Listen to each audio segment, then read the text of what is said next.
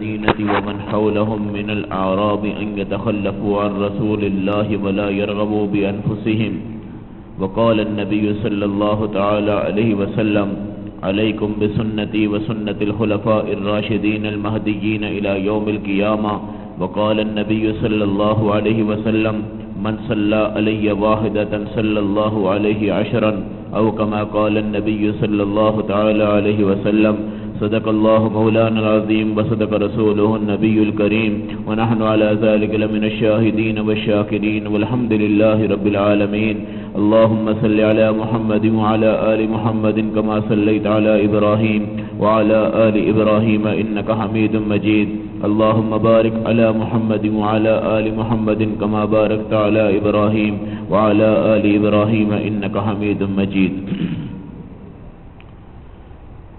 میرے محترم بھائیوں اور دوستوں اور بزرگوں، قرآن حکیم کی جو آیات آپ نے سماعت فرمائی، اللہ نے رسول اکرم علیہ الصلاۃ والسلام کے لیے ہماری اس امت پر کیا حقوق ہیں ان کا تذکرہ فرمایا ہے. نبی کے حق امت پہ ہوتے ہیں، امت کے حق نبی پہ ہوتے ہیں. جس طرح اللہ کے حق بندوں پہ ہوتے ہیں اور بندوں کے حق اللہ پہ ہوتے ہیں. ہم اللہ کے سامنے پیشانی کو جھکاتے ہیں، رب اپنی عنایات نازل کرتا ہے. ہم نبی کو راضی کرتے ہیں، رب اپنی رحمتیں نازل کرتا ہے. اس طرح نبی کے دنیا سے جانے کے بعد اس امت پر کچھ حق ہیں جو رسول کریم علیہ الصلاۃ والسلام کے ہیں. ایک اس میں حق یہ ہے کہ حضور کریم علیہ السلام جب دنیا سے تشریف لے گئے، آپ نے فرمایا: اے میری امت، مجھے اللہ نے ایسے تحفے عطا کر دیے ہیں جو کسی اور نبی کو عطا نہیں کیے گئے. اور اس میں ایک تحفہ ہے حضور کریم علیہ الصلاۃ والسلام پہ درود شریف کی کثرت کرنا. حدیث میں آتا ہے، ابو ہریرہ کی روایت ہے، حضور اکرم علیہ السلام نے مدینہ کی مسجد نبی میں ایک سجدہ کیا. صحابہ حضور کا نظارہ کر رہے ہیں، اللہ کے نبی سجدے میں ہیں. کافی دیر ہو گئی. نبی نے جب سر اٹھایا، صحابہ نے پوچھا: یا رسول اللہ، آپ نے اتنا لمبا سجدہ کیا، ہمارے دل میں یہ وسوسہ آیا کہ شاید ہمارے نبی کا انتقال ہو گیا. میرے نبی علیہ السلام نے فرمایا: اے میرے صحابہ، بات اس طرح کی تھی کہ دل چاہتا تھا کہ اپنی وفات تک میں کبھی بھی سر نہ اٹھاؤں، لیکن اللہ نے اتنی بڑی نعمتیں میرے اوپر آج نازل فرمائی ہیں کہ میں بیان نہیں کر سکتا. اس کے شکر کے اندر میں اپنے رب کو سجدہ کر رہا تھا. پوچھا: یا رسول اللہ، وہ کیا نعمتیں ہیں؟ تو آپ نے فرمایا: آج اللہ نے مجھے اتنی بڑی نعمت عطا فرمائی ہے کہ من صلی علیہ واحدۃ صلی اللہ علیہ عشرا، جو بندہ مجھ پر ایک دفعہ درود پڑھتا ہے اللہ اس پر 10 مرتبہ رحمتیں نازل فرماتے ہیں. زبان مبارک سے درود پڑھنا، اپنی زبان کو درود شریف سے معطر کر دینا. ان اللہ وملائکتہ یصلون علی النبی یا ایھا الذین آمنوا صلو علیہ وسلموا تسلیما. بے شک اللہ اور اس کے فرشتے رسول اللہ پہ درود پڑھتے ہیں، سلام پڑھتے ہیں. اے ایمان والو، تم بھی درود پڑھو، سلام پڑھو. حضرت نانوتوی رحمت اللہ علیہ نے بڑا عجیب نکتہ نقل کر دیا کہ اللہ ہمارے نبی پر، اللہ ہمارے رسول پر اپنی رحمتیں اتارتے ہیں، اللہ ہمارے نبی پر صلاۃ نازل کرتے ہیں، اللہ ہمارے نبی پر رحمتوں کے صیغے پڑھتے ہیں. اب سوال یہ ہے کہ اللہ کی ذات کب سے ہے؟ اس کا جواب کسی کے پاس نہیں. کب تک ہے؟ اس کا بھی جواب ہمارے پاس نہیں. ہمارا عقیدہ یہ ہے اللہ سب سے اول بھی ہے، اللہ سب سے آخر بھی ہے. ایسا آخر کہ اس کے بعد کوئی آخر نہیں، ایسا اول کہ اس کے پہلے کوئی اول نہیں. اللہ کی ابتدا سے بھی ہم ناواقف، اللہ کی انتہا سے بھی ہم ناواقف. اس کی ابتدا کو بھی کوئی بیان نہیں کر سکتا، اس کی انتہا کو بھی کوئی بیان نہیں کر سکتا. اب قرآن کہتا ہے جب سے اللہ ہیں اس وقت سے درود پڑھا جاتا ہے، صلاۃ نازل ہوتی ہے، رحمتیں نازل ہوتی ہیں.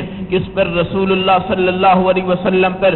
اس پر علماء نے لکھا ہے پوری کائنات میں سارے نبی آئے، پوری کائنات میں سارے رسول آئے، مگر جو شرف میرے نبی کو عطا ہوا کہ اللہ کی ذات بھی اور اس کے فرشتے بھی اور ایمان والے بھی اللہ کے نبی پر رحمتیں، درود اور سلام بھیجتے ہیں. جب یہ آیت نازل ہوئی صحابہ نے پوچھا: یا رسول اللہ، کیا اللہ بھی عبادت کرتے ہیں؟ کیا اللہ بھی عبادت کرتے ہیں؟ فرمایا اللہ کی عبادت یہی ہے کہ وہ اپنے بندوں پہ اپنی رحمتیں نازل فرماتے رہتے ہیں، اور رسول کریم علیہ السلام پہ پوری کائنات میں سب سے زیادہ رحمتیں نازل کی گئی۔ وجہ اس کی کیا ہے کہ اللہ کی ذات جتنی بڑی ہے اس کی رحمت بھی اتنی بڑی ہے، اور جیتے محبوب کی ذات رسول اللہ کی ہے تو اس سے بڑا محبوب بھی اور کوئی نہیں ہے۔ حضور اکرم علیہ السلام کا حق ہمارے اوپر اس وقت کیا ہے؟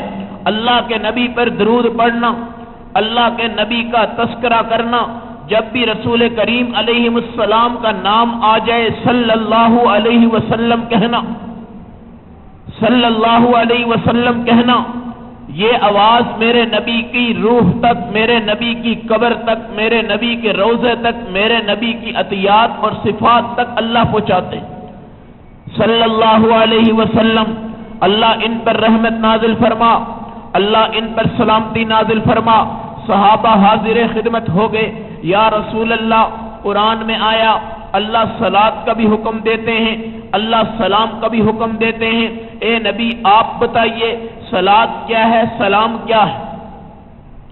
صلاۃ کیا ہے، سلام کیا ہے؟ قرآن ایک اجمال ہے، نبی اس کی تفسیر ہے۔ قرآن ایک حکم ہے، نبی اس کو بیان کرتا ہے۔ قرآن ایک امر ہے، نبی اس کو کر کے دکھاتا ہے۔ قرآن ایک سمندر ہے، نبی اس کی تہوں میں جا کے اس کو واضح کرتا ہے۔ قرآن نبی کے بغیر کوئی سمجھ نہیں سکتا، قرآن نبی کے بغیر کوئی سمجھا نہیں سکتا، قرآن نبی کے بغیر کوئی پڑھ نہیں سکتا، قرآن نبی کے بغیر کوئی پڑھا نہیں سکتا۔ قرآن کا حق سب سے بڑا حضور کریم کے پاس، قرآن کی سمجھ نبی کے پاس، قرآن کا عطیہ حضور کے پاس، قرآن کا ہدیہ حضور کے پاس۔ جب قرآن آیا سمجھنے کے لیے سارے صحابہ نبی صلی اللہ علیہ وسلم کی خدمت میں پہنچے۔ کسی صحابی نے اپنی طرف سے قرآن کو نہیں سمجھا، کسی صحابی نے اپنی طرف سے قرآن میں کوئی فیصلہ نہیں کیا، کسی صحابی نے اپنی طرف سے قرآن میں اپنی رائے کا اختیار نہیں دیا، یہاں تک کہ جب حضور صلی اللہ علیہ وسلم کی وفات ہو گئی، صحابہ نے مشورہ کیا کہ اللہ کے رسول پر نازل ہونے والی کتاب، اس کے قرہ کو شہید کر دیا جا رہا ہے، ہم اس کو جمع کر لیں۔ ابو بکر صدیق کے سامنے مشورہ آیا، حضرت عمر کے سامنے مشورہ آیا، حضرت عثمان کے سامنے مشورہ آیا، مگر صحابہ نے کہا ہم وہ کام کس طرح کر سکتے ہیں جو ہمارے آقا نے نہیں کیا، ہم وہ جمع کس طرح کر سکتے ہیں جو ہمارے آقا نے نہیں کیا۔ حالانکہ قرآن جمع کرنا امت کی امانت تھی، قرآن جمع کرنا قرآن کی حفاظت تھی، قرآن جمع کرنا مدارس پہ احسان تھا، قرآن جمع کرنا مساجد پہ احسان تھا، قرآن جمع کرنا پوری کائنات پہ احسان تھا۔ آج صحیفے اور آج یہ نسخے اور آج یہ لینے والے قرآن صحابہ کی عزت و عظمت کا ہے، اور زید بن ثابت جنہوں نے اس قرآن کو جمع کیا، اس صحابی کا کتنا بڑا احسان ہے۔ جب ابو بکر نے حکم دیا جاؤ جمع کر لو، صحابی بڑے جمع کرنا شروع کیا۔ کہتے ہیں میں نے پتھر بھی تلاش کیے جن پر قرآن لکھا تھا، میں نے پتے بھی تلاش کیے جن پر قرآن لکھا تھا، میں نے ہڈیاں بھی تلاش کی جن پر قرآن لکھا تھا، ایک آیت قرآن کی مجھے کسی کے پاس نہیں ملی۔ لقد جاءکم رسول من انفسکم عزیز علیہ ما عنتم حریص علیکم بالمؤمنین رؤوف الرحیم۔ 11ویں سپارے کے اندر سورہ توبہ جہاں پہ ختم ہوتی ہے، اس سے پہلے یہ آیت تھی۔ کہتے ہیں مجھے نہیں ملی، میں مدینہ میں دوڑتا رہا، گھومتا رہا، پھرتا رہا۔ ایک صحابی خزیمہ بن انصاری، ان کے پاس پتہ چلا یہ آیت ہے۔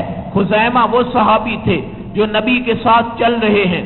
ایک یہودی نے میرے نبی کے ساتھ ایک اونٹ کا سودا کر لیا، خزیمہ حضور کے ساتھ ہیں۔ مدینہ میں پہنچ کر یہودی کہتا ہے میں تم سے سودا نہیں کرتا، میرے نبی کہتے ہیں تو نے تو مجھ سے سودا کر دیا۔ وہ انکار کر گیا۔ پیسے کوئی اور اس کو زیادہ دے رہا تھا، نبی کے سودے سے انکار کر دیا۔ اس نے کہا نبی اگر تم کہتے ہو اونٹ تم نے مجھ سے خریدا ہے تو میرے پاس گواہ لے کر آؤ۔ حضور نے فرمایا بھائی میرے پاس تو گواہ کوئی نہیں۔ خزیمہ کھڑے ہو کر اللہ کے نبی کے دربار میں پہنچ گئے، یا رسول اللہ میں گواہی دیتا ہوں اونٹ آپ کا ہے۔ آپ نے فرمایا خزیمہ تو نے مجھے دیکھا ہے؟ اس یہودی نے بھی کہا خزیمہ تو اس وقت موجود بھی نہیں تھا۔ خزیمہ کا جواب سنیے، خزیمہ نے کہا اللہ کے نبی آپ نے معراج کی بات کی، ہم نے تسلیم کر لی۔ آپ نے قرآن کی بات کی، ہم نے تسلیم کر لی۔ آپ نے مکہ کے تمام نظام کی بات کی، ہم نے تسلیم کر لی۔ آپ نے بیت المقدس کی کھڑکیاں دروازے گن کر یہودیوں کے سامنے رکھ دیے، ہم نے تسلیم کر لیا۔ آپ نے یہودیوں کے تینوں سوالوں کے جواب کھڑے ہو کر ان کے سامنے دے دیے، ہم نے تسلیم کر لیا۔ آپ نے جنت کے متعلق تفصیل بتائی، ہم نے مان لی۔ جہنم کے متعلق تفصیل بتائی، ہم نے مان لی۔ آپ نے کھانے پہ حلال کیا ہے حرام کیا ہے ہمیں بتایا، ہم نے مان لیا۔ تجارت حلال کون سی ہے حرام کون سی ہے بتائی ہے، ہم نے مان لی۔ خزیمہ کہتے ہیں اللہ کے رسول ہم نے سارا دین آپ سے آپ کو دیکھ کر سیکھا ہے، کبھی ہم نے آپ سے دلیل نہیں مانگی، کبھی ہم نے آپ سے کوئی مسئلہ نہیں مانگا۔ جب پورا دین ہم آپ کی زبان سے سن کر اس پہ یقین کر سکتے ہیں، اعتماد کر سکتے ہیں۔ آج یہ یہودی آپ کا منکر بنتا ہے، آپ فرماتے ہیں کہ یہ اونٹ میں نے خریدا تھا، جب پورا قرآن ہم آپ کے کہنے پر مان سکتے ہیں تو ایک اونٹ کی گواہی کیا میں نہیں دے سکتا؟ اللہ کے نبی نے خزیمہ کو کھڑا کر دیا منبر رسول پر، صحابی کھڑے ہو گئے، صحابہ جمع ہو گئے۔ آپ نے اعلان فرمایا قرآن کہتا ہے اگر کوئی مسئلہ بن جائے دو آدمی گواہی دے دیں، لیکن خزیمہ میرا صحابی ہے، اس کو یہ عہدہ دیا جاتا ہے کہ جس جگہ شریعت دو گواہ مانگے گی، آئندہ اگر خزیمہ اکیلا بھی وہاں پہ گواہی دے دے گا خدا اس کی گواہی کو بھی دو کے قائم مقام کر دے۔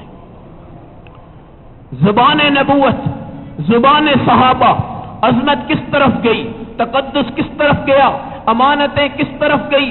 صحابہ نے عرض کر رہا تھا قرآن اترا، تفسیر صحابہ نے نبی سے پوچھی، جواب نبی سے پوچھا، مسئلہ نبی سے پوچھا، قرآن اترا، صلاۃ پڑھو، صحابہ نبی کے دربار میں، قرآن اترا، سلام پڑھو، صحابہ نبی کے دربار میں، یا رسول اللہ مسلات، یا رسول اللہ مسلام، اے نبی صلاۃ بتائیے کیا ہے، اے نبی سلام بتائیے کیا ہے۔ سوال صحابہ کا ہے، جواب نبی کا ہے۔ روایت بخاری کی ہے، ابن مسعود اس کے راوی ہیں۔ اللہ کے نبی نے فرمایا صحابہ بیٹھ جاؤ، قرآن کہتا ہے تم صلاۃ پڑھو، لہذا یہ کہنا قولوا اللہم صلی علی محمد وعلی آل محمد کما صلیت علی ابراہیم وعلی آل ابراہیم انک حمید مجید، اللہم بارک علی محمد وعلی آل محمد کما بارکت علی ابراہیم وعلی آل ابراہیم انک حمید مجید۔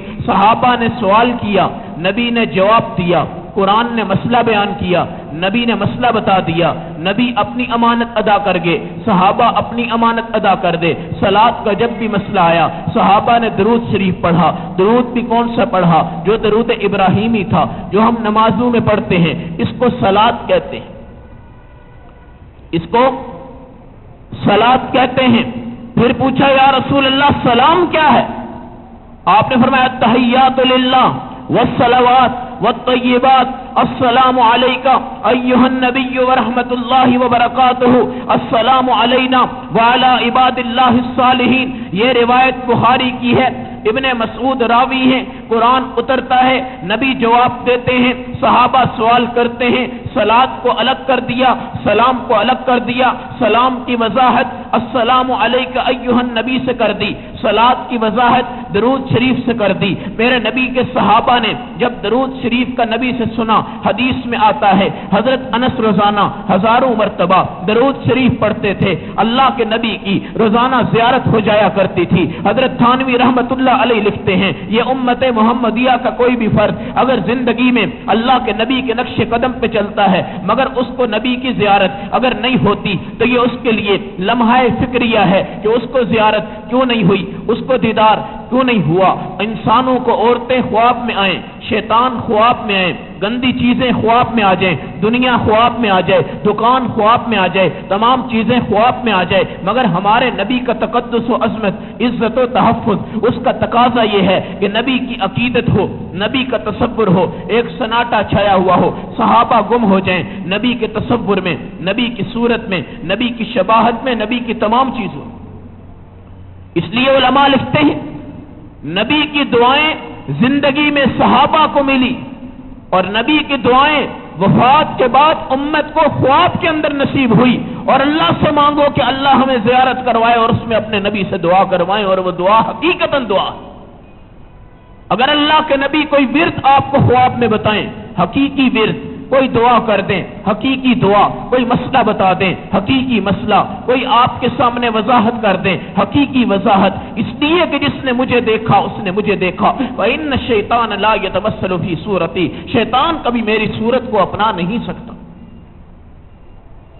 صحابہ ہر دن اللہ کے رسول کی زیارت، حضرت انس کی خدمت میں آئی، حضرت انس جس نے نبی علیہ السلام کے وضو کے پانی کا لوٹا بھی سنبھالا، حضور کی جوتیاں اٹھا کے چلتے رہے، رسول اللہ جب پیشاب کرنے کے لیے جاتے انس ساتھ ہوتے، جب ہمارے نبی غسل کرتے انس پردہ کرتے، جب رسول اللہ کھانا کھاتے انس دسترخوان بچھاتے، جب نبی پانی پیتے انس پانی بھر کے دیتے، جب نبی سفر میں جاتے انس سامان اٹھا کے چلتے، جب نبی مسجد میں جاتے انس جوتی اٹھا کے چلتے، جب نبی نماز پڑھتے انس سجدے کو دیکھ کے سجدہ کرتے، جب رسول اللہ قرآن پڑھتے انس حضور سے قرآن سیکھتے، جب رسول اللہ تہجد پڑھتے انس رسول اللہ سے تہجد سیکھتے، اور یہ وہ انس ہیں جن کی ماں نے اللہ کے نبی سے آ کر کہا یا رسول اللہ میں چاہتی ہوں کہ اللہ میرے بچے کو آپ کا خادم بنا دے۔ خادم بن گئے۔ ایک دن پوچھا انس بتا کیا چاہتا ہے؟ کہا اللہ کے نبی آپ جو مرضی میرے لیے دعا کر دیں۔ کہا تیرے بچے کتنے ہیں؟ کہا میری اولاد نہیں۔ کہا تیرا مال کتنا ہے؟ کہا میں غریب آدمی ہوں۔ اللہ کے رسول نے دعا فرمائی اللہ انس کے مال کو بڑھا دے، اللہ اس کے بچوں کو بڑھا دے، تو 99 بچے، اور ایک روایت میں 87 بچے، اور ایک روایت میں 70 بچے اللہ نے حضرت انس کو عطا کیے، اور 100 سال کے قریب عمر عطا کی، اور مال اتنا دیا کہ انس جس مٹی کو بھی اٹھا کے لاتے تھے وہ بھی سونے کے دامن میں فروخت ہو جاتی تھی، اور لوگ حضرت انس کی تجارت پر فخر کیا کرتے تھے کہ یہ رسول اکرم علیہ السلام کا خادم ہے، اس کی طرف سے جو چیز ملتی ہے اللہ کی طرف سے اس میں تبرکات نصیب ہوتے ہیں۔ انس کہتے ہیں میں اللہ کے نبی کا خادم رہا، مجھے خدمت کا صلہ، مجھے اس زیارت کا سلسلہ، مجھے حضور کے پاس بیٹھنے کا صلہ یہ ملا ہے کہ آج میں روزانہ اللہ کے رسول کی جی بھر کے زیارت کرتا ہوں۔ زیارت فرمایا کس کو ملے گی؟ جس نے درود شریف مجھے پڑھا، مجھ پر پڑھا۔ ہر نمازی درود شریف والا ہے، ہر بے نمازی درود شریف سے خالی ہے۔ بے نمازی کے درود کی حیثیت کوئی نہیں، درود شریف نماز میں اترا، درود شریف نماز میں پڑھنے کا حکم دیا گیا، درود شریف کی فضیلت کو نماز کے ساتھ معلق کیا گیا، درود شریف میرے نبی علیہ السلام نے خود بھی پڑھا، درود شریف صحابہ کرام، اولیاء کرام، تابعین کرام ان سب نے پڑھا، لیکن درود شریف کا تفضل اس بندے کو نصیب ہوتا ہے جو نماز پڑھ کر نبی کی آنکھ کو ٹھنڈا کرے اور اس میں درود پڑھے۔ نماز میں التحیات پڑھتا ہے، التحیات کے بعد درود پڑھتا ہے، درود کے بعد رب اجعلنی پڑھتا ہے۔ دنیا کو بتا دیا گیا نماز میں تم نے قرآن بھی پڑھ لیا، نماز میں رکوع بھی پڑھ لیا، نماز میں سجدہ بھی کر لیا، نماز میں چاروں رکعتیں پڑھ لی، اب باری آتی ہے چوتھی رکعت کی، اب باری آتی ہے عبادت کے ختم ہونے کی، اب وقت آتا ہے عبادت کے آخری مرحلے کا، اور میرے نبی نے فرمایا اول عبادت کی ابتدا ہوتی ہے، آخر اس کی انتہا ہوتی ہے۔ عبادت کے شروع کرتے وقت جنت کا اعلان نہیں ہوتا، عبادت کے انتہا کے وقت جنت کا اعلان ہوتا ہے۔ عبادت کے شروع کرتے وقت کوئی بندہ اس پر بھروسہ نہ کرے جب تک کہ اس کا آخری کلمہ لا الہ الا اللہ نہ ہو جائے، آخری نماز محمد صلی اللہ علیہ وسلم نہ بن جائے، اس وقت تک بندے کی کوئی حیثیت نہیں ہوتی۔ اس لیے آج نماز شروع کر دی، ثنا پڑھ گیا، قرات کر گیا، رکوع کر گیا، قرآن پڑھ گیا، سجدہ کر گیا، تحیات پڑھ گیا، تشہد میں بیٹھ گیا، قعدہ اخیرہ آ گیا، اللہ فرماتے ہیں اب تو درود پڑھ۔ درود جب پڑھتا ہے اب اللہ کی طرف سے حکم ہوتا ہے اب تو دعا پڑھ۔ دنیا کو بتایا الدعاء مخ العبادہ، تمام عبادت کا مغز یہ دعا ہوتی ہے۔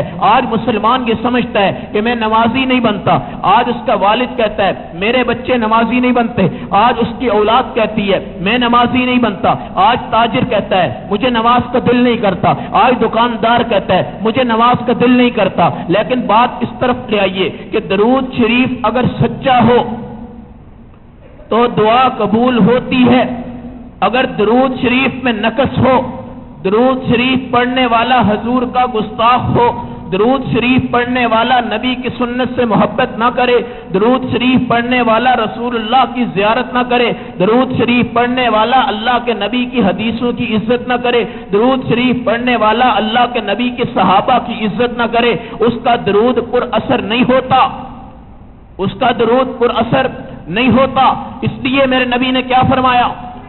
نماز ختم ہو رہی، درود پڑھو، درود ختم ہو گیا، دعا کرو، دعا پہ اللہ تمہیں عطا کرے گا، اللہ تمہیں ادا کرے گا۔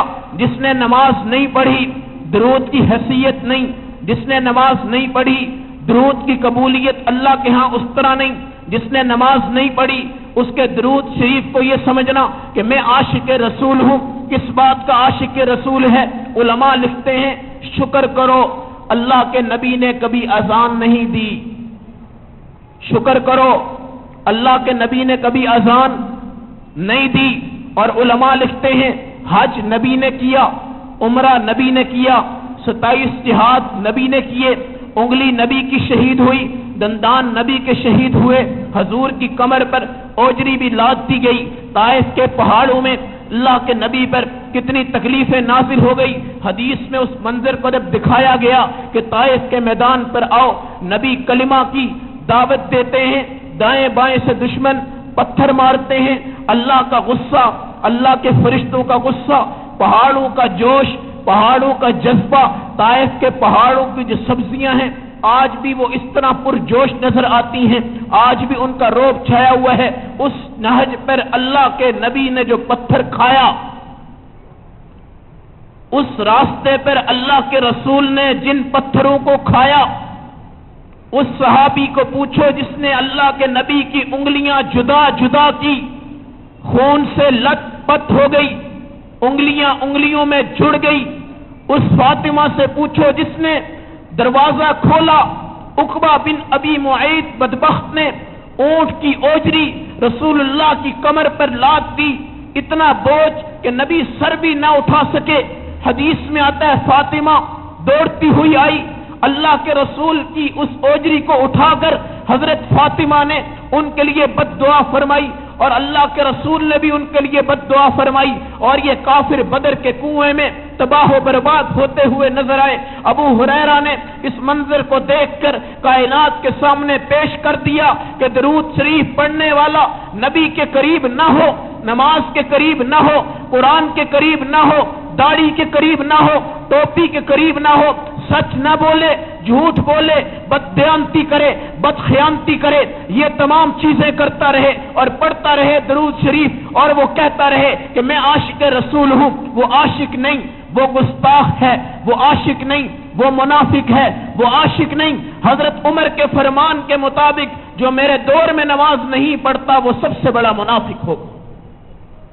حضرت عمر اپنے دور میں اس کو منافق فرمایا کرتے تھے، اور آپ نے اعلان کر دیا تھا کچہریوں میں کہ جو بندہ بھی بددیانتی کرے، جو بندہ بھی خیانت کرے، جو بندہ بھی چوری کرے، عمر کی کچہری سے 40 کوڑے بھی کھائے گا، 3 ماہ تک اس کو قید رکھا جائے گا، جب تک وہ نماز کا قیام نہیں کرے گا حضرت عمر کی عدالت اس کو نہیں چھوڑے گی۔ درود شریف پڑھو، مگر درود کے اثرات کیا ہیں؟ حضرت ابو بکر درود پڑھتے ہیں تو اللہ کی طرف سے حکم ہوتا ہے آج کے بعد اس کو صدیق کہا جائے، آج کے بعد اس کو عتیق کہا جائے، آج کے بعد اس کو ابو بکر کہا جائے۔ حضرت ابو بکر صدیق جب درود پڑھتے ہیں، ابو جہل نے آ کر کہا تو نبی کو مانتا ہے؟ کہا میں نبی کو مانتا ہوں۔ کہا اگر تیرا نبی، اگر کوئی بندہ یہ کہے کہ میں معراج کی رات میں سفر پہ گیا، 7 آسمان طے کر کے آ گیا، رب سے بھی مل کر آ گیا، اور وہ یہ بھی کہے کہ میں نے جبرائیل کو بھی نیچے چھوڑ دیا، اور وہ یہ بھی کہے کہ میں نے سدرۃ المنتہا کو بھی کراس کر دیا، اور وہ یہ بھی کہے کہ میں نے 70,000 پردے بھی طے کیے، اور وہ یہ بھی کہے کہ میں رب کے قریب اتنا ہو گیا جتنی دو کمانیں آپس میں ہوتی ہیں، اتنے فاصلے پر میں اور میرا رب تھا، کیا اس کی بات کو یقین کرو گے؟ ابو بکر کہتے ہیں میں ہرگز نہیں مان سکتا۔ کہا اگر تو نہیں مانتا محمد الرسول اللہ کو چھوڑ دے۔ ابو بکر نے پوچھا کیوں چھوڑو؟ کہا آج اس نبی نے یہ دعویٰ کیا ہے اور وہ یہ کہتا ہے میں دروازہ کھول کر گیا، معراج ہو گئی، اللہ سے ملاقات ہو گئی، 50 نمازوں کے لیے کبھی موسیٰ کے پاس، کبھی رب کے پاس، کبھی کدھر آتا جاتا رہا، میں واپس بھی آ گیا، جب دروازہ کھول کر گیا اس کی کنڈی ہل رہی تھی، جب معراج کر کے آ گیا تب بھی اس کی کنڈی ہل رہی تھی، اتنے چھوٹے وقت میں وہ معراج بھی کر کر آ گیا۔ اے ابو بکر وہ سچا ہے کہ جھوٹا؟ کہا اگر محمد صلی اللہ علیہ وسلم یہ کہتے ہیں تو سب سے پہلے میں رسول اللہ کی تصدیق کرتا ہوں۔ درود پڑھنے والا صدیق ہے، سچا ہے، اور کتنا سچا یہ اس لیے بتا رہا ہوں کہ سب سے پہلے عورتوں میں میرے نبی پہ درود پڑھا ہے اما خدیجہ رضی اللہ تعالی عنہا نے، اور سب سے پہلے مردوں میں درود شریف پڑھا ہے حضرت ابو بکر صدیق رضی اللہ تعالی عنہ نے۔ حضرت علی نے بچپن میں درود پڑھا، لیکن ابو بکر صدیق نے بلوغت کے وقت اسلام اس کے بعد قبول کیا۔ حضرت ابو بکر صدیق کا پہلا دن اللہ کی کتاب میں نیکیاں لکھا جا رہا ہے، اور حضرت علی ابھی بچے ہیں، اور بچہ ابھی بالغ نہیں ہوتا، ابھی وہ شریعت کا مکلف نہیں ہوتا۔ جو لوگ حضرت علی کو درجہ اونچا کرتے ہیں حضرت ابو بکر صدیق کو نیچے گرا دیتے ہیں، وہ یہ بات یاد رکھیں ابو بکر نے جب اسلام قبول کیا بالغ تھے، اسلام قبول کیا عقل مند تھے، اسلام قبول کیا حضور کے ہم عمر تھے، اسلام قبول کیا تو اس وقت کوئی دنیا کے اندر مسلمان موجود نہیں تھا، سب سے پہلے تصدیق حضرت ابو بکر صدیق نے کی۔ میں عرض کر رہا تھا کہ درود شریف پڑھنے والے پر انوارات بھی ہوں، اثرات بھی ہوں، کس طرح کے کہ ہندوستان کے ریلوے اسٹیشن پر علامہ انور شاہ کشمیری جس وقت اتر کر کلی سے کہتے ہیں میرا بستر اٹھا کر سڑک پار کروا دے، وہ کہتا ہے بستر بعد میں اٹھاؤں گا، مجھے پہلے کلمہ پڑھا دیجئے۔ حضرت نے پوچھا تو کس طرح کلمہ پڑھتا ہے؟ تو ہندو ہے، آج تجھے یہ دعوت کس نے دی؟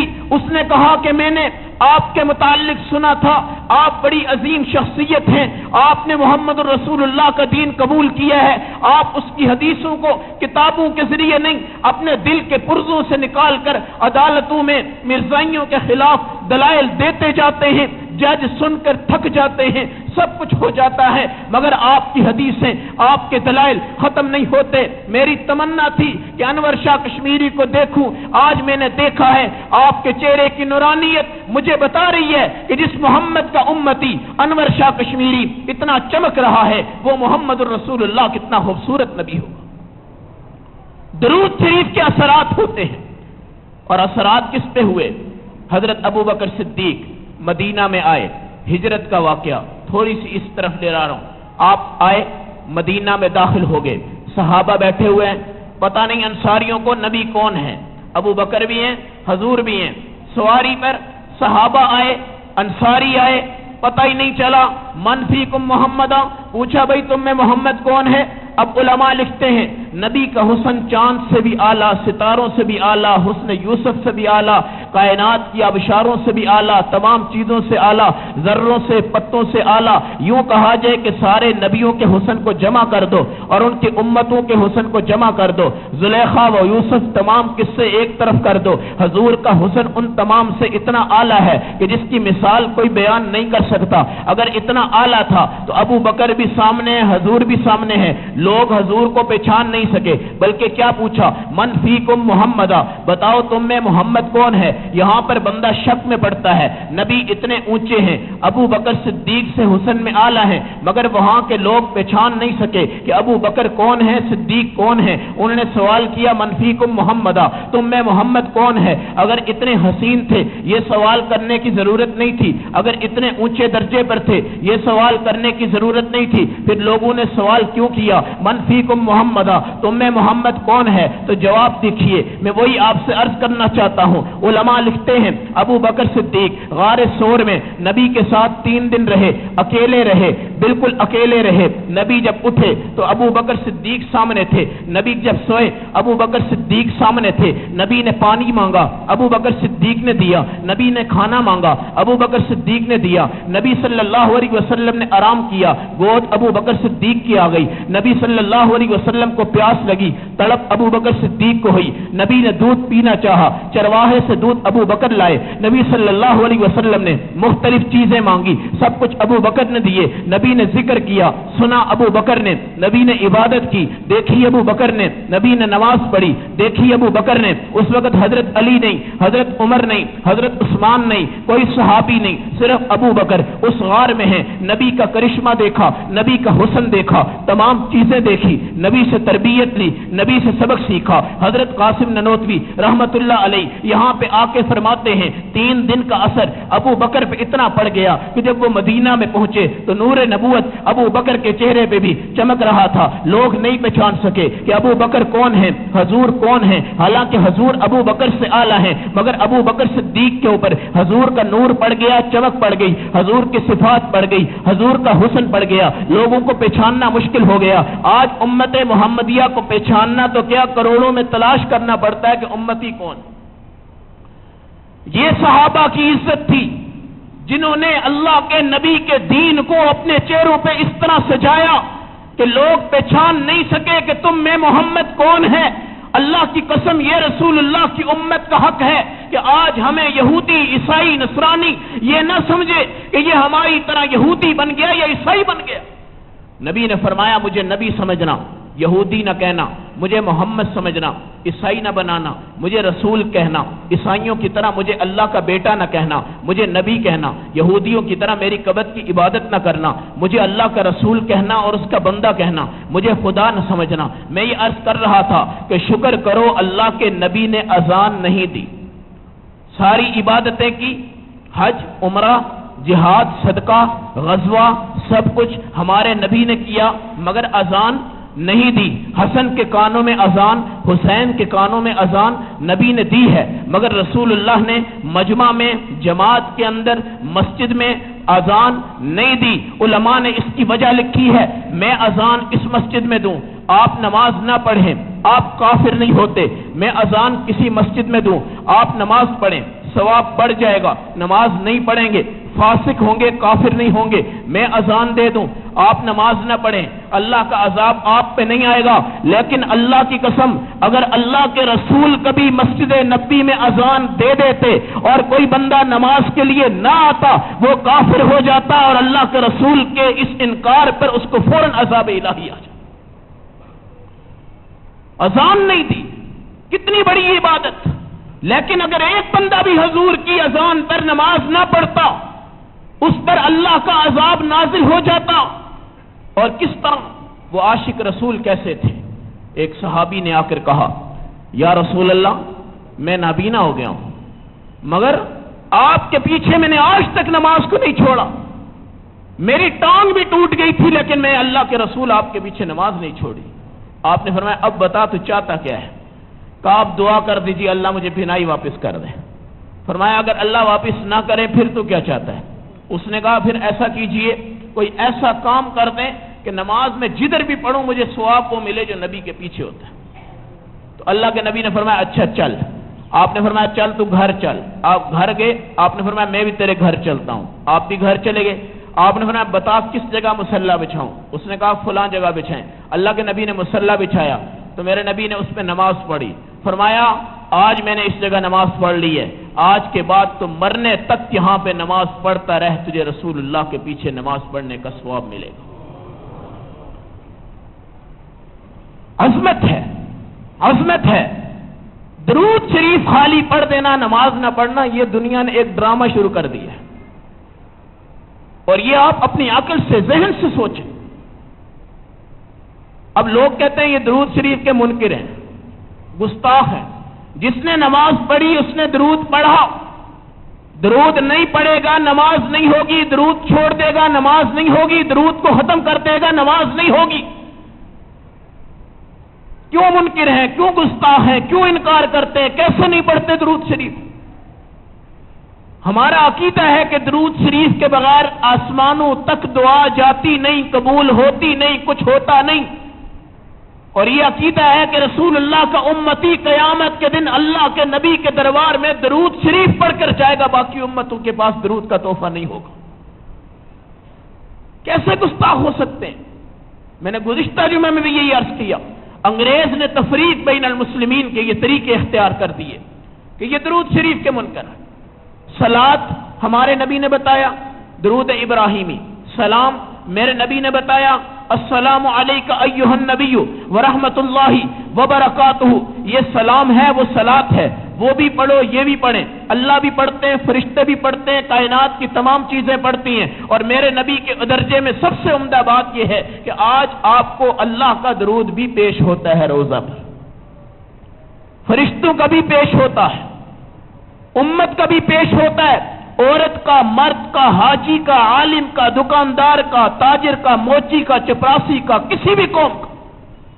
اب ایک قوم میں ارائیاں آ گیا تو اس کا کوئی قصور ہے، یہ جلاحہ آ گیا اس کا کوئی قصور ہے، یہ کوئی موچی آ گیا اس کا کوئی قصور ہے؟ میرے نبی علیہ السلام کیا کرتے تھے؟ اما عائشہ کہتی ہیں خدا کی قسم یفتلی ثوبہ، اللہ کے رسول اپنے کپڑے دھوتے تھے، جوئیں نکالتے تھے، جوئیں نکالنا کوئی بری بات نہیں ہے۔ نائی بال کاٹتا ہے تو اللہ کے نبی بھی، آپ صلی اللہ علیہ وسلم بھی اپنے مونچھیں تراشتے تھے۔ ہمارے نبی علیہ السلام اما فاطمہ کے سامنے ٹانکے لگا رہے ہیں جوتیوں پر، پوچھا ابا جی میں لگاؤں؟ فرمایا میں اپنا کام خود کرتا ہوں، میں سردار ہوں، اور میں وہ سردار ہوں جو یہاں بھی ہوں آخرت میں ہوں، میں چاہتا ہوں کہ میں اپنی امت کو کم بوجھ دوں، خود زیادہ بوجھ اٹھاؤں۔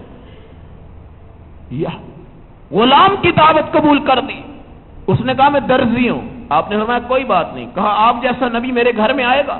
آپ نے فرمایا آؤں گا۔ پوچھا کتنے دور رہتا ہے؟ کہا 3 کلومیٹر رہتا ہوں مدینہ سے دور۔ آپ نے فرمایا حضرت انس سے آج یاد کروانا، میں اس کے گھر دعوت کے لیے جاؤں گا۔ جب دعوت کے لیے گئے پوچھا کیا پکا ہوا ہے؟ اس نے کہا میں نے سری پائے پکائے ہیں۔ سری پائے اس وقت نفرت والی چیز تھی، کوئی بندہ اس کی عزت نہیں کرتا تھا۔ میرے نبی علیہ السلام نے کھائے اور انگلیاں چاٹ کر وہاں سے واپس تشریف لائے۔ اس نے کہا کہ میں یہ گمان بھی نہیں کر سکتا تھا کہ آپ میرے گھر آئیں۔ ابو ایوب انصاری جب مدینہ میں کھڑے ہیں تو گھر سجا کر صحابہ بیٹھے ہوئے ہیں، کرسیاں لگی ہوئی ہیں، قالین بچھے ہوئے ہیں، گلاس دھلے ہوئے ہیں، کیا کیا گھر کو خوبصورت کیا تھا صحابہ نے اس نبی کے استقبال کے لیے جس پر پوری کائنات جھوم اٹھی تھی۔ ہر صحابی، عبد الرحمن بن عوف جیسا صحابی مدینہ کی بہت بڑے محل کو سجا کے بیٹھے ہوئے تھے، بہت بڑے بڑے صحابہ حضور صلی اللہ علیہ وسلم کے استقبال کے لیے کھڑے ہیں۔ ہر صحابی کہتا ہے آپ میرے پاس ہیں، لیکن آپ نے فرمایا یہ اونٹنی جدھر جائے گی میں ادھر جاؤں گا، جدھر رکے گی میں ادھر رکوں گا، جدھر ٹھہرے گی میں ادھر ٹھہروں گا، اس لیے کہ آج مجھے اللہ نے اس پہ سوار کیا ہے، کام وہ ہوگا جو اللہ چاہے گا۔ ابو ایوب انصاری کے ہاں بیچاروں کے ہاں اتنے زیادہ برتن بھی نہیں تھے، زیادہ کپڑے بھی نہیں تھے، غریب گھرانہ تھا، کہتے ہیں میں سادہ سا آدمی تھا، میں نے اپنی صفائی کر کے بیٹھا ہوا تھا، لیکن اللہ کی قسم مجھے توقع نہیں تھی کہ اللہ کا رسول جیسا پیغمبر میرے گھر میں آئے گا۔ تو ابو ایوب انصاری کہتے ہیں ایک صحابی، دوسرا صحابی، تیسرا صحابی گھروں کو کراس کرتے ہوئے نبی کی اونٹنی جب چلتی ہے تو ابو ایوب انصاری کے گھر کے باہر رک جاتی ہے۔ اللہ کے نبی فرماتے ہیں دروازہ کھولو، میں آج تمہارا مہمان ہوں، تم میرے میزبان ہو، اور تم اسلام کے اندر وہ میزبان ہو جنہوں نے مدینہ میں سب سے پہلے رسول اللہ کے سامنے اپنا بستر بچھایا اور اپنے دستے مبارک سے اللہ کے نبی کے جوتے اٹھا کر اپنے گھر میں رکھے۔ ابو ایوب انصاری خدا کی قسم کہتے ہیں کہ مجھے رسول کریم صلی اللہ علیہ وسلم کی وہ یاد اور وہ وقت اور وہ نسبت اور وہ گھڑی اتنی قیمتی ہے کہ اگر پوری زندگی میں سجدے میں شکر ادا کرتا رہوں کہ اللہ میں کیا چیز تھی اور نبی میرے گھر میں آ گئے۔ لیکن علماء نے اس میں ایک نقطہ لکھا ہے کہ نبی فقیر تھے، مسکین تھے، اور آپ نے دعا کی تھی اللہم احیینی مسکینا وامیتنی مسکینا واحشرنی فی زمرۃ المساکین، اللہ مجھے زندگی مسکینی والی عطا کر، تکبر نہ ہو، اللہ رب العزت میرا مسکینوں میں حشر کرنا اور ٹھکانہ بھی دینا۔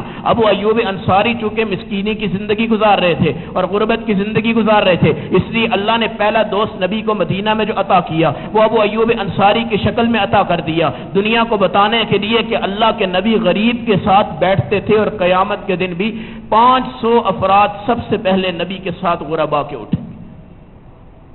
اب یہ امتی ہے، درود شریف پڑھنے والا کہے کہ میں عاشق رسول ہوں، باقی سارے منکر ہیں، گستاخ ہیں، یہ جہالت۔ جو نماز پڑھتا ہے وہ درود پڑھتا ہے، جو نماز پڑھتا ہے اس کا درود قبول ہوتا ہے، جو نماز پڑھتا ہے اس کی دعائیں قبول ہوتی ہیں۔ خالی درود شریف عبادت کے بغیر اس کے اندر غذا نہیں ہے، یہ غذا نہیں ہے۔ نماز کے اندر درود پڑھنا یہ سعادت ہے. امت اس طبقے کو بیدار کرے کہ بھائی نماز میں درود اترا ہے، نماز میں درود پڑھو. نماز اللہ کے نبی نے عطا کی تو درود عطا کیا. نماز سے پہلے درود نہیں تھا، نماز سے پہلے درود کی آیت نہیں تھی. آج درود ہے، نماز نہیں. درود ہے، سنت نہیں. درود ہے، حکم نہیں. درود ہے، کچھ نہیں، کچھ بھی نہیں. ہمارے نبی صلی اللہ علیہ وسلم کا یہ نظام زندگی آج تباہ و برباد کر دیا گیا. امت کو سمجھایا نہیں جا سکا کہ نماز والا درود صرف نماز کے اندر پڑھا کرو. جو مسلمان ہے وہ اللہ کے نبی کے اوپر درود کا منکر نہیں. جو منکر ہوگا وہ کافر ہو جاتا ہے، فاسق ہو جاتا ہے. اللہ اس کے نظام کو دکھلا دیتے ہیں، اللہ اس کے نظام کو بتا دیتے ہیں. اللہ کے رسول صلی اللہ علیہ وسلم نے کیا فرمایا؟ جو بندہ میرے اوپر درود شریف پڑھے گا میں کندھے سے کندھا ملا کے جنت میں جاؤں گا. ایک حبشہ کا آدمی آیا، اس نے درود شریف کھڑے ہو کے پڑھا. اللہ کے نبی نے درود سنا. اس نے کہا آپ نے سنا ہے؟ نے فرمایا سنا ہے. کہا میں نے صحیح پڑھا ہے؟ اس نے کہا میں نے صحیح پڑھا ہے. آپ نے فرمایا 100 دفعہ پڑھ تو جنت میں میرے ساتھ جائے گا. اس نے 100 دفعہ کھڑے ہو کے پڑھا. اللہ کے نبی سے کہنے لگا یا رسول اللہ آپ نے سن لی ہے، 100 دفعہ پورا ہو گیا ہے؟ آپ نے فرمایا پورا ہو گیا ہے. اس نے کہا کہ میں یقین کر لوں کہ میں جنت میں جاؤں گا؟ آپ نے فرمایا تو جائے گا. آپ نے فرمایا بتائیے بتائیے میں جنت میں جاؤں گا؟ کہا جائے گا. آپ نے فرمایا میں کندھے سے کندھا ملا کے جاؤں گا؟ آپ نے فرمایا تو جائے گا. آپ نے کہا حبشہ کے اندر تو مجھے لوگ اپنا غلام بھی نہیں رکھتے تھے، آج نبی کے دربار میں آ کے صرف صلی اللہ علیہ وسلم پڑھ گیا 100 دفعہ. اللہ کے نبی کہتے ہیں تو کندھے سے کندھا ملا کر جائے گا. اتنی خوشی ہوئی کہ اسی خوشی کے اندر وہیں پہ اس کا انتقال ہو گیا. ایک یہودی تھا، تورات کو پڑھتا تھا، تو پہلا صفحہ اس نے جب کھولا تو اس پہ نام آ گیا محمد رسول اللہ. اسے غصہ آیا بھائی کتاب میری اور میں عالم ہوں اور میری کتاب پہ اللہ کے اس رسول کا نام آ جائے. اس نے صفحہ پھاڑا اور زمین پہ پھینک دیا. اگلی اتوار کو عبادت کے لیے آیا تو یہودی اتوار کو عبادت کرتے ہیں کم از کم. آپ جا کے دیکھ لیں ان کا جو چوڑا ہے صفائی والا وہ بھی چھٹی لے کر جاتا ہے اور اپنے گرجاؤں میں جا کے عبادت کرتا ہے. گیا اگلی اتوار کو پڑھا تو 2 دفعہ اللہ کے نبی کا نام آ گیا. اس نے آج پھر 2 صفحے پھاڑ دیے. جب تیسری اتوار آئی تو 4 جگہ نام آیا. اللہ کی قدرت دیکھیں، نبی کو دباؤ گے اللہ اٹھائیں گے، دین کو دباؤ گے اللہ اٹھائیں گے، دین کو ذلیل کرو گے اللہ اس کو عزت دیں گے. 1900 کے اندر صرف کئی لاکھ مسلمان تھے اور آج الحمدللہ 1.25 ارب ہیں اور 2-4 سال میں یہ 4-5 ارب تک مسلمان پہنچیں گے. ایک مسلمان 20 کافروں پہ اگر مسلمان بن جائے تو بھاری ہوتا ہے. اللہ رب العزت نے اسلام کو ترقی عطا فرمائی، زندگی عطا فرمائی. اس نے دیکھا 4 دفعہ آیا تو 4 دفعہ اس نے صفحے اٹھا کے پھاڑے. پھر اس کے بعد اتوار آئی تو 8 جگہ میرے نبی کا نام آیا، پھر 8 جگہ سے صفحے پھاڑے.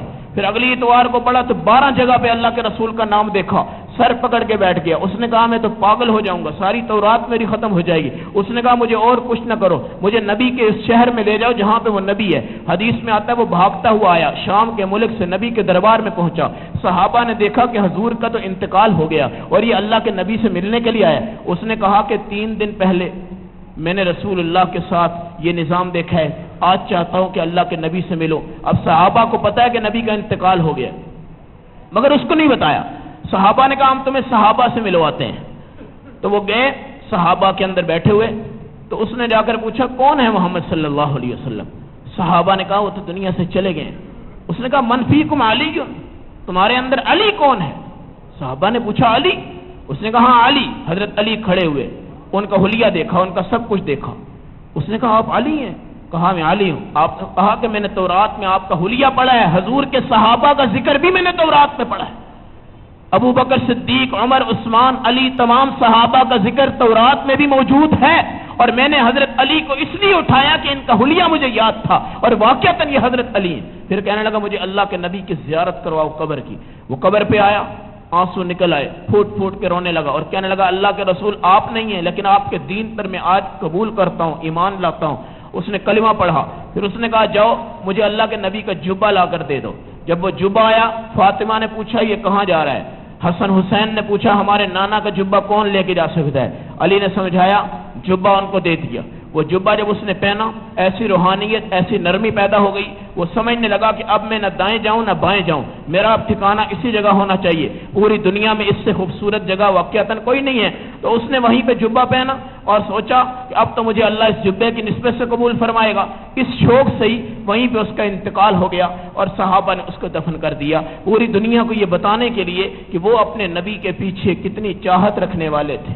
اور آج مسلمان سڑک پہ کھڑا ہو کر 10 دفعہ درود پڑھ لے اور نماز چھوڑ کر کہے کہ میں عاشق رسول ہوں، اور جو نماز پڑھے وہ ان کو کہے یہ گستاخ رسول ہیں۔ بھائی کس بات کے گستاخ ہیں، کس بات کا انکار ہے؟ جب درود شریف ہوگا تو دعا قبول ہوگی۔ اور میں جو عرض کر رہا تھا شروع میں جو میں نے بات کی تھی کہ ہر بندہ نماز پڑھتا ہے، درود پڑھتا ہے، پھر دعا ہوتی رب اجعلنی مقیم الصلاۃ، اے اللہ تو مجھے نماز کو قائم کرنے والا بنا۔ علامہ زمخشری لکھتے ہیں مقیم الصلاۃ کا مطلب السماع الصلاۃ بالجماعت فی کل وقت، ہر وقت میں نماز کو جماعت سے ادا کرنا، اس کو اقامت صلاۃ کہتے ہیں۔ رب اجعلنی مقیم الصلاۃ، اللہ تو مجھے نماز کو قائم کرنے والا بنا۔ الصلاۃ بالجماعت فی کل وقت، ہر وقت میں نماز پڑھو، با جماعت پڑھو، اس کو اقامت صلاۃ کہتے ہیں۔ اب جتنے درود والے ہیں وہ دعائیں کرتے ہیں کہ نہیں کرتے؟ نماز میں یہ دعائیں مانگی جاتی ہیں کہ نہیں؟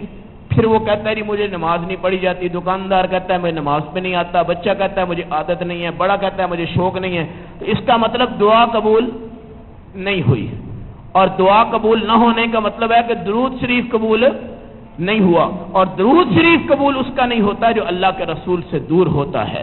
اس لیے یہ لمحہ فکریہ ہے، جو نمازی بنتا ہے اس کا درود قبول ہوتا ہے اور دعا قبول ہوتی ہے، جو نمازی نہیں بن سکا اس کی دعا اور درود اللہ کے ہاں اب تک قبول نہیں ہوئے، جب تک اللہ چاہے اپنا فضل فرما دے، اس پہ اعتراض نہیں ہے۔ اللہ ہمیں عمل و سمجھ کی توفیق عطا فرمائے۔